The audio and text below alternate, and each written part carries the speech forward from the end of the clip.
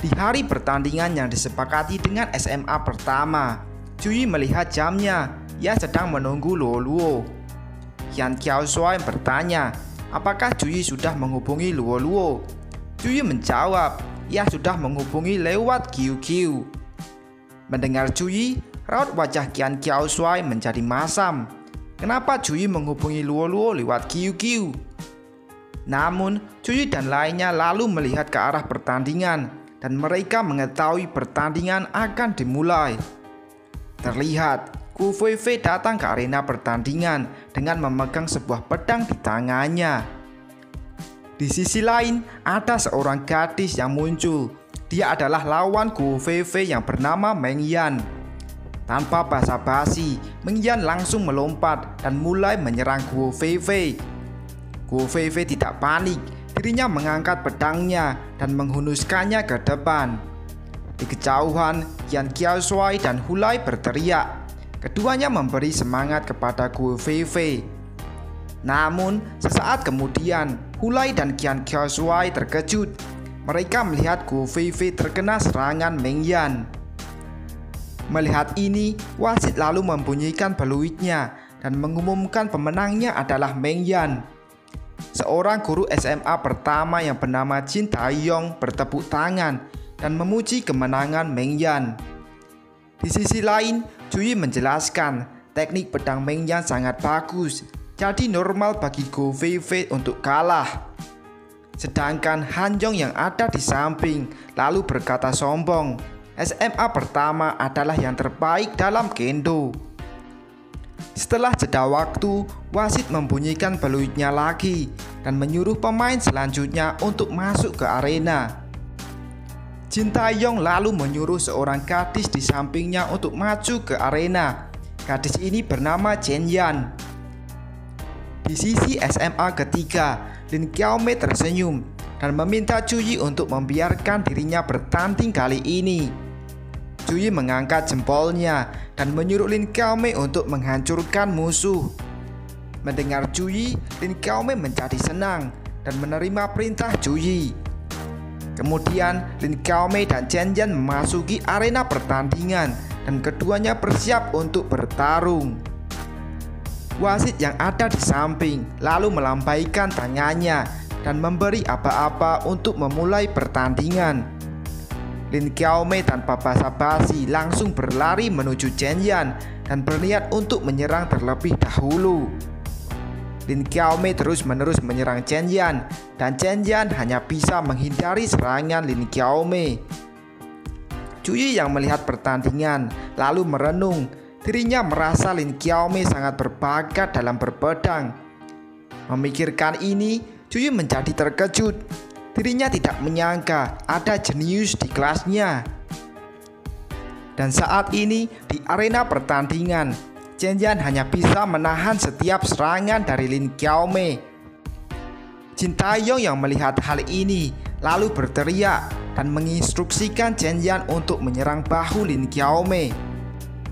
Mendengar instruksi, Chen Yan menyerang ke arah bahu Lin Qiaomei, sedangkan Lin Qiaomei hanya bisa menghindar. Murid SMA ketiga yang melihat pertandingan menjadi marah. Mereka merasa SMA pertama berbuat curang dalam pertandingan. Namun Han Yang membantah, SMA pertama tidak curang karena tidak ada larangan guru membantu dalam bertarung. Juyi yang mendengar ini lalu berjalan melewati Han Yang dan ia mengatakan kata-kata ironi kepada Han Yang. Kemudian Juyi berteriak ke arah Lin Qiaomei dan menyuruh Lin Qiaomei untuk menyerang dada Chen Yan. Mendengar Juyi, Lin Qiaomei lalu menghunuskan pedangnya ke arah dada Chen Yan dan bersiap menyerang.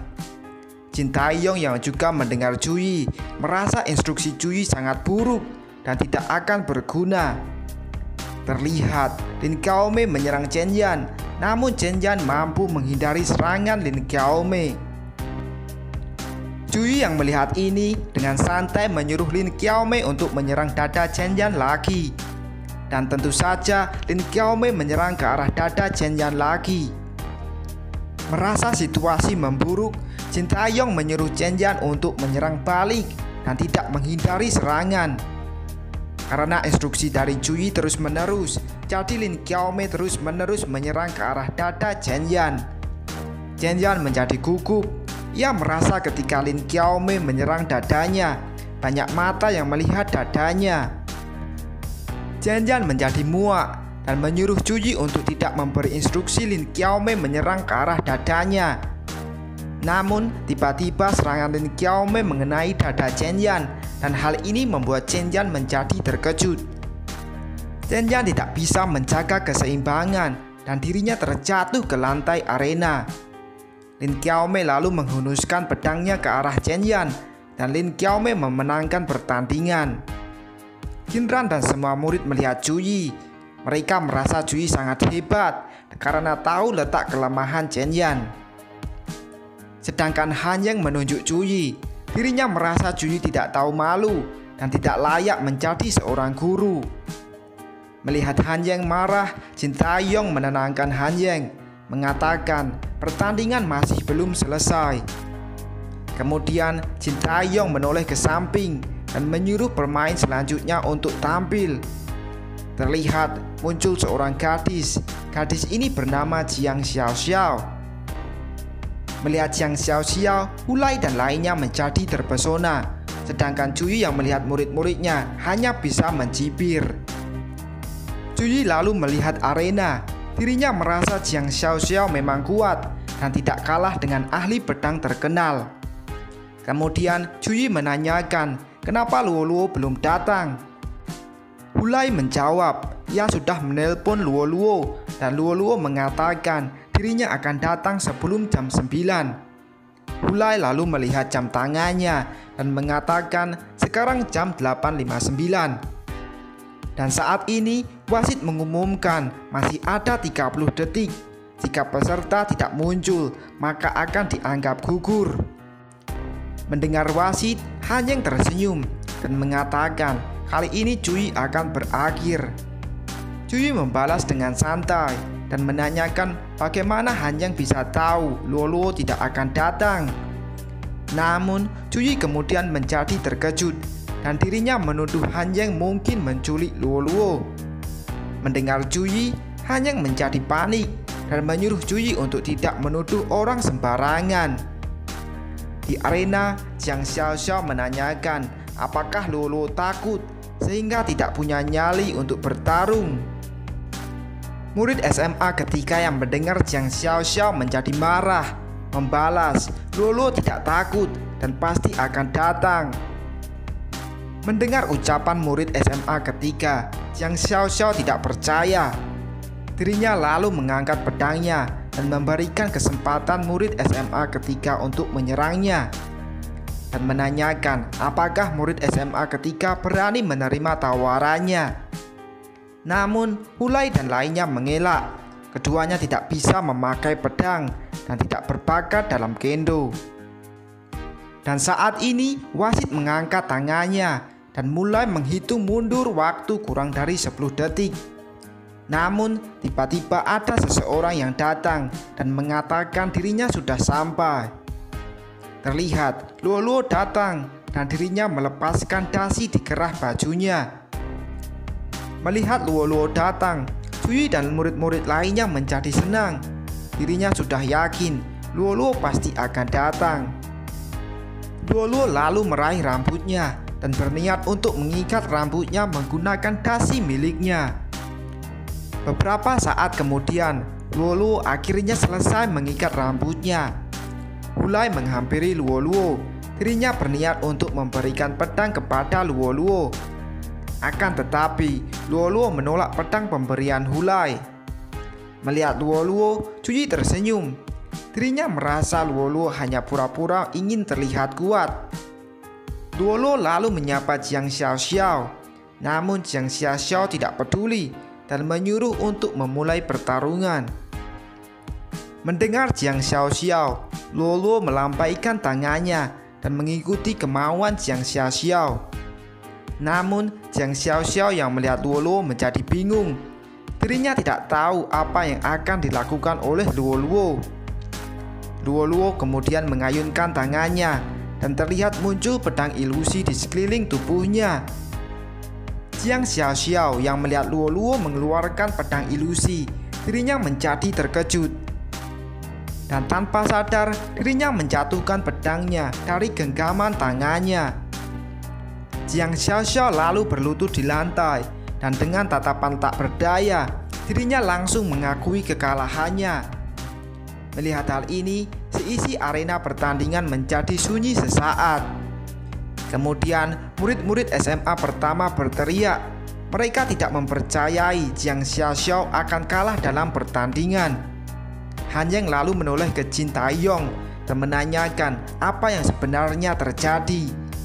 Jin Taeyong menjawab, ia tidak begitu paham apa yang terjadi. Namun, Jiang Xiaoxiao memang benar-benar kalah. Di sisi lain, Hulai menoleh ke arah Cuyi dan menanyakan apa yang sebenarnya terjadi. Cuyi menjelaskan, dalam kendo, pedang fisik bernilai 4 poin, sedangkan pedang ilusi Luo Luo bernilai 6 poin. Lin Qiaomei yang mendengar Cuyi, ia menjadi terkejut, dan pada saat yang sama, ia seperti mendapat pencerahan. Di arena, Jiang Xiaoxiao tertunduk. Dirinya tidak menyangka hari ini dirinya akan kalah dengan orang seumurannya. Luo Luo lalu melihat Jiang Xiaoxiao, berkata, dalam hal berpedang, dirinya mungkin bukan lawan Jiang Xiaoxiao. Namun, tanpa akal, tanpa jiwa, dan tanpa diri sendiri, dirinya bisa menyatukan pedang dengan hati. Setelah Jiang Xiaoxiao mendengar ucapan Luo Luo, ia menjadi terdiam dan tidak bisa mengucapkan sepatah kata. Jiang Xiaoxiao kemudian berdiri, menundukkan kepalanya dan berterima kasih kepada Luo Luo. Akhirnya pertandingan pun selesai dan wasit mengumumkan pemenangnya adalah SMA ketiga. Mengetahui SMA ketiga memenangkan pertandingan, semua murid Cuyi menjadi senang dan bersorak gembira. Seorang murid menghampiri Lin Qiaomei. Dirinya menanyakan bagaimana cara Lin Qiaomei berlatih. Wajah Lin Qiaomei memerah, menjawab, ketika ia masih kecil, ia sering dilatih oleh ayahnya untuk membunuh babi. Mendengar Lin Qiaomei, seorang murid menjadi terinspirasi dan berniat berlatih bela diri. Cuyi yang ada di samping lalu menyarankan murid tersebut untuk tidak menganggap enteng seni bela diri. Namun, tiba-tiba terlihat langkah kaki seorang wanita yang sedang berjalan. Terlihat Qinran berjalan menuju Cuyi. Melihat ini, semua murid tidak tahu apa yang akan dilakukan oleh Qinran.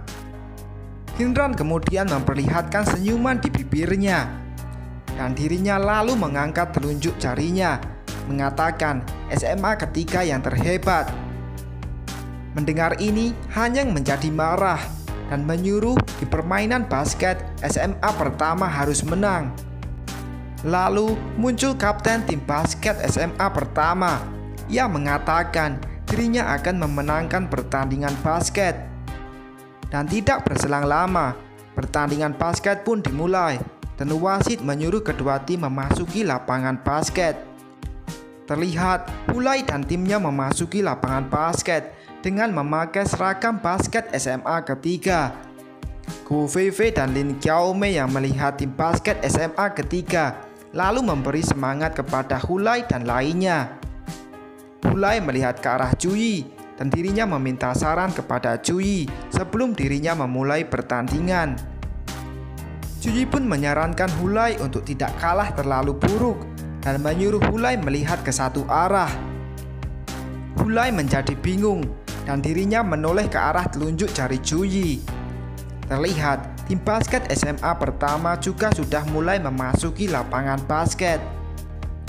Melihat ini, murid-murid SMA pertama memberi semangat kepada tim basket SMA pertama dan memberi nama tim jenius.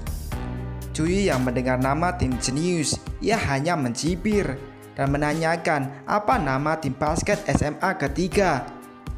Wang Ling dan Gu Feifei kemudian membuka spanduk dan memberi nama tim basket SMA ketiga, yaitu tim kuat.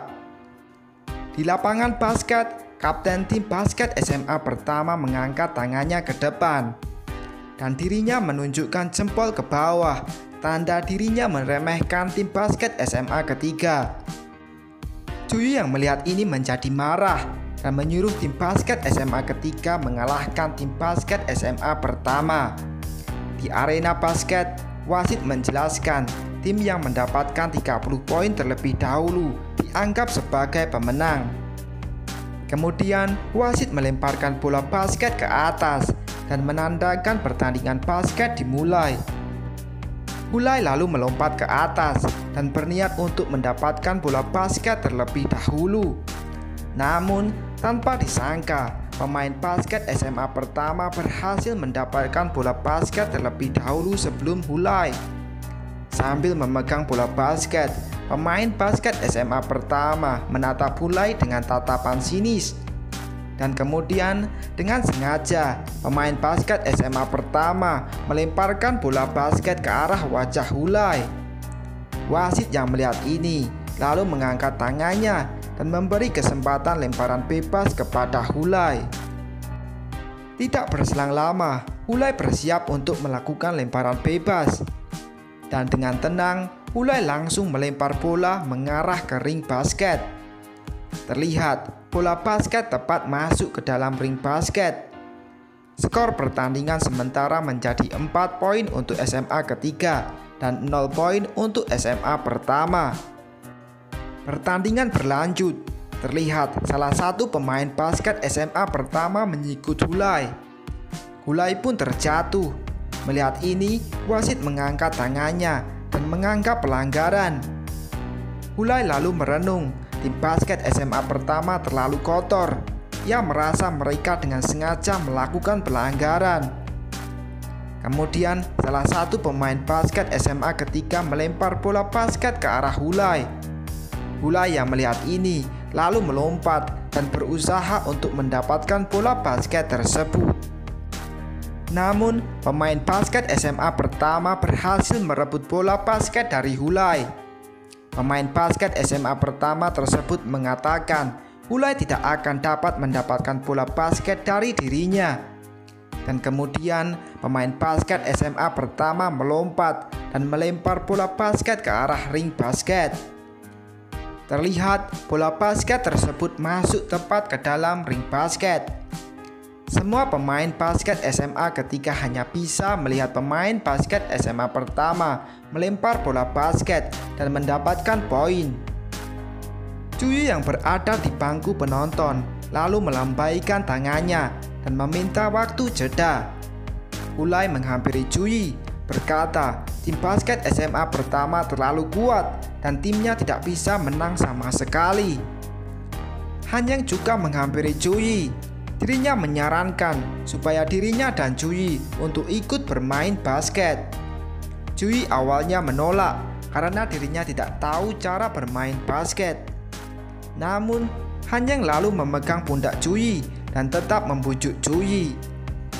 Akhirnya, Juyi menerima tawaran Hanyang untuk bermain basket. Mengetahui Juyi setuju, Hanyang lalu membuat taruhan. Yang kalah akan menari di sekitar tiang ring basket. Juyi tanpa pikir panjang langsung setuju dengan taruhan tersebut dan menyuruh untuk segera bermain. Wu Feifei dan Wang Ling menghampiri Juyi. Keduanya khawatir dan meminta Juyi untuk tidak ikut bermain basket. Qinran juga meminta Juyi untuk tidak ikut bermain basket karena dirinya merasa Juyi tidak bisa bermain basket. Mendengar Qinran, Juyi berjalan melewati Qinran dan menyuruh Qinran untuk tidak meremehkannya. Qinran hanya terdiam, lalu membalikkan badannya. Dirinya melihat ke arah Juyi pergi. Sambil melepas jasnya dan membawa bola basket, Juyi kemudian berjalan menuju lapangan basket. Hanyang juga sudah berada di lapangan basket dan dirinya bersiap untuk memulai pertandingan basket. Di lapangan basket, Juyi mendribel bola basket, sedangkan Hanyang ingin merebut bola basket dari tangan Juyi. Hanyang tersenyum, dirinya melihat kesempatan untuk merebut bola basket dari Juyi. Namun, Juyi dengan mudah berhasil melewati Hanyang. Han Yeng yang mengetahui hal ini menjadi bingung. Juyi terus mendribel bola basket melewati semua pemain basket SMA pertama. Kemudian Juyi melompat dan berniat memasukkan bola basket ke dalam ring. Terlihat Juyi memasukkan bola basket ke dalam ring dan dirinya bergelantungan di ring basket. Han Yeng yang melihat Juyi berhasil memasukkan bola basket ke dalam ring, dirinya menjadi terkejut. Wasit lalu mengumumkan hasilnya. SMA ketiga 30 poin dan SMA pertama 25 poin. Artinya SMA ketiga memenangkan pertandingan basket ini. Semua murid SMA ketiga yang mendengar ini menjadi senang dan bersorak gembira atas kemenangan SMA ketiga. Hyunran yang juga melihat Juyi memenangkan pertandingan, ia lalu bergumam, seberapa hebat Juyi ini. Di lapangan basket, tim basket SMA ketiga mengangkat Juyi dan mereka merayakan kemenangan SMA ketiga. Melihat tingkah laku para murid SMA ketiga, Hyunran meneteskan air mata bahagia. Ia merasa sungguh enak jadi anak muda. Luo berdiri di samping Hyunran. Dirinya mengatakan Hyunran juga masih terlihat muda. Mendengar Luo, Hyunran hanya tersenyum dan tidak menganggap serius ucapan Luo. Namun Luo juga tidak peduli jika ucapannya tidak dianggap serius oleh Hyunran dan dirinya lalu berbalik pergi. Terlihat Luo melangkah pergi, meninggalkan Juyi yang sedang diangkat oleh tim basket SMA ketiga. Sedangkan di sisi lain, Han Yeng melihat Hyunran. Ia mengakui kekalahan kali ini dan dirinya berniat untuk pergi. Namun tiba-tiba Han Yeng dan Jin Taeyong terkejut. Keduanya mendengar suara seseorang dari belakang mereka. Suara yang datang berasal dari Juyi. Juyi mengingatkan taruhan yang dibuat sebelum pertandingan. Akan tetapi, Han Yeng dan Jin Taeyong tidak mau menempati taruhannya dan langsung melarikan diri.